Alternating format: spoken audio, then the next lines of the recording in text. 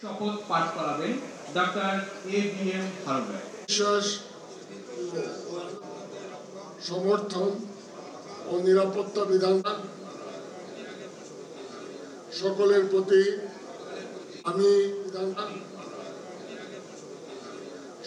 প্রতি আমি আরো শপথ করিতেছি যে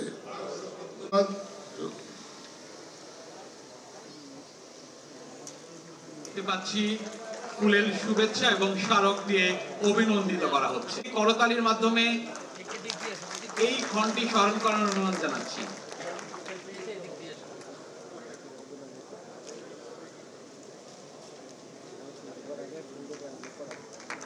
একটি দারুণ মুহূর্তের সাক্ষী হচ্ছি আমরা প্রান্ত স্পেশালাইজড হসপিটাল।